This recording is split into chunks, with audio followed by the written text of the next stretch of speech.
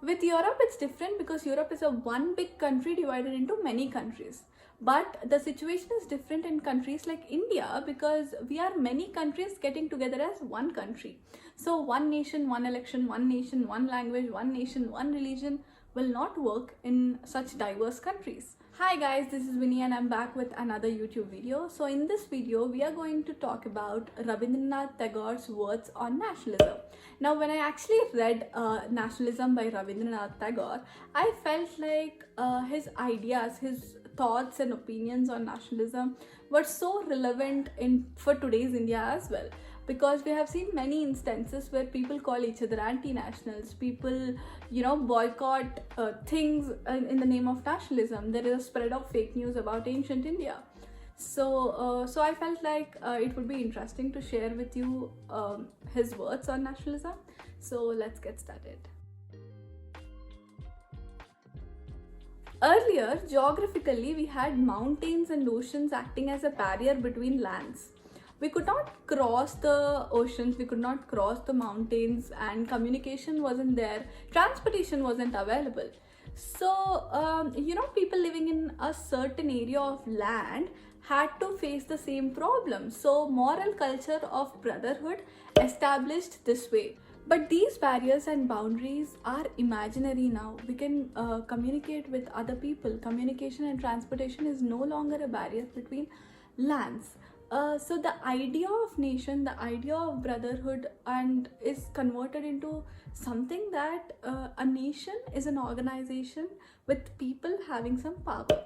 And this organization insists people that their organization should become stronger and more powerful.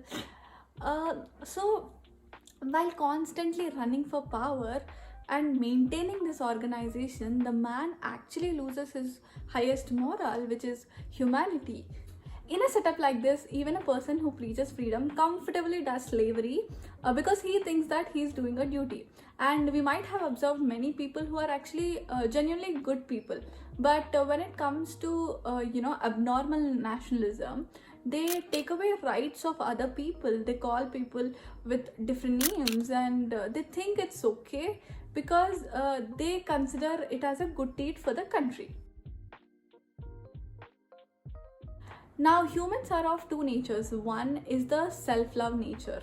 Now, self-love doesn't necessarily mean loving oneself, but it also means, loving things that you are being attached to. Loving one's caste, loving one's nationality, loving one's, money, economic factors, loving one's religion. These kind of things, when this self-love becomes abnormal, pride starts breeding in, and we think that we are worthy of being superior, and the greed and lust for competition of power increases.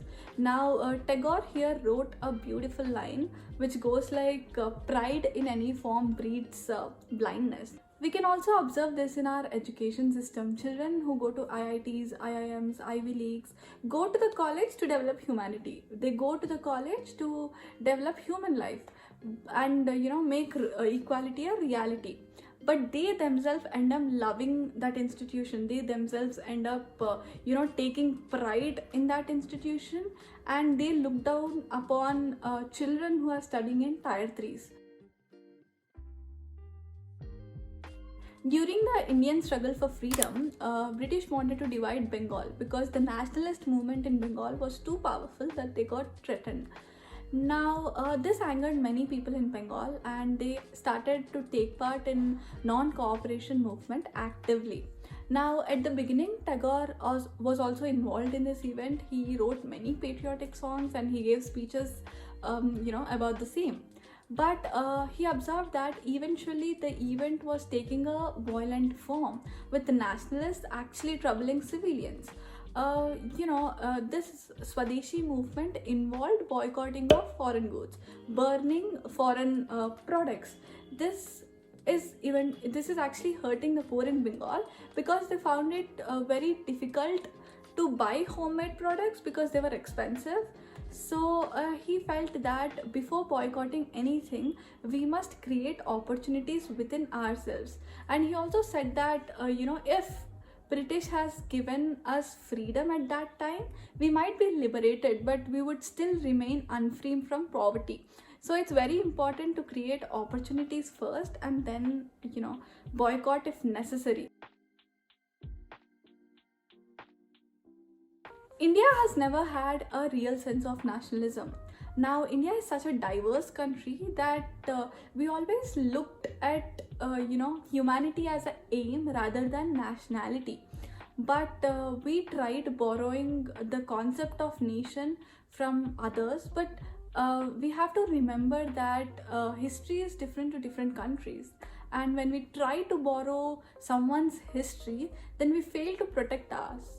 With Europe, it's different because Europe is a one big country divided into many countries. But the situation is different in countries like India because we are many countries getting together as one country. So one nation, one election, one nation, one language, one nation, one religion will not work in such diverse countries. And you can imagine it in a way that, Europe is like a paper rolled or, wrapped around the globe. But countries which are very diverse like India are like map or a cornered paper. We have to bring the corners together with humanity rather than nationality. Intellectual sympathy is one quality that humans should have to understand people coming from other backgrounds than themselves. People coming from different races, different economic backgrounds. This intellectual sympathy is lacked by Britishers. Englishmen could not understand the concept of India. They were not interested to, learn about the society of India as well. And this kind of disinterestedness or apathy comes from, an abnormal love and pride that they take in their nation. So, that's why Europe's solution to race conflict has been shutting down the doors against the aliens or reducing them into slavery. This kind of solution will never be appropriate for countries like India, which are so diverse. India is like a miniature of the whole world. So if we provide solution for race conflicts, caste conflicts, religion conflicts in India, we might be contributing and providing a solution for the whole world as well.